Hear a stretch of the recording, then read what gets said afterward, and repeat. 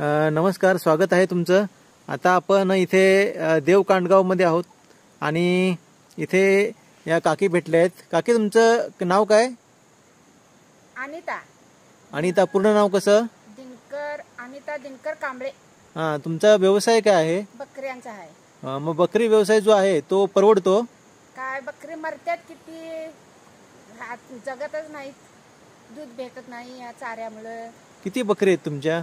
आहेत बारीक मोठी शेक 20 आहेत। होय। सध्या म्हणजे तुम्ही किती वर्षापासून करता हा बिझनेस व्यवसाय? बरेच 30 वर्ष झाली। 30 वर्ष आली? होय। मग 30 वर्षात आता एकूण 30 वर्षात एकूण किती झाले असतील बकऱ्या तुम्ही पालन केलेल्या? थोडी थोडी थोडी थोडी एक दोन पालव झालेलं एकाचं, पाठी झाले एकाचं, पोटाला नको आमच्या।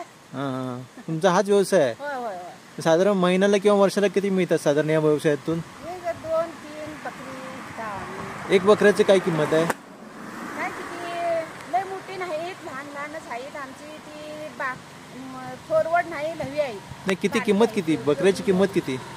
एका पालवाची किंमत किती? बकऱ्याची किंमत किती? लहान बकऱ्याची किंमत किती? 5-6 हजार रुपये घेतात। 6,000। आणि मोठ्या बकऱ्याची? 5-7, 8-9 बकरी मोठ्या। आमची कुठे किंमत हे करतात, लहान आहेत। मग तुम्ही घेऊन जातात की तुम्ही देता विकता? आम्ही घेऊन जायत नाही, त्यांचं त्यांनी नेणार। आम्ही कोण नेतं तुमच्या बकऱ्या? म्हणजे कोण विकत घेतं? अशी खेड्यापाड्यातनी लोक येतात।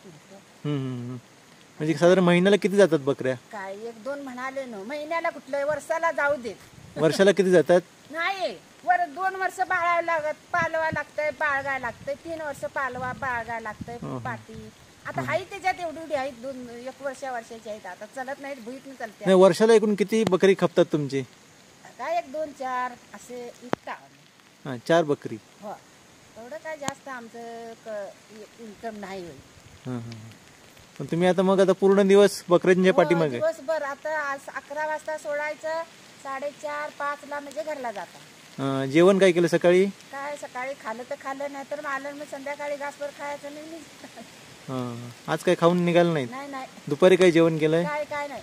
दुपारी काय जेवण नाही? काय नाही। मग खाणार कधी, जेवणार कधी? आता बघूया, संध्याकाळी जातो आता। तुम्ही या ज्या रान भागात जंगलात तसेच फिरत असता ना, डोंगर भागात? हा सगळा जंगल आहे, भाग जंगल आहे हा? जंगल आहे इकडे, सगळं जंगलच आहे। पाठीमागे काय जंगलाचं तिकडे, तो एरियाचं नाव काय तिकडे जंगलात?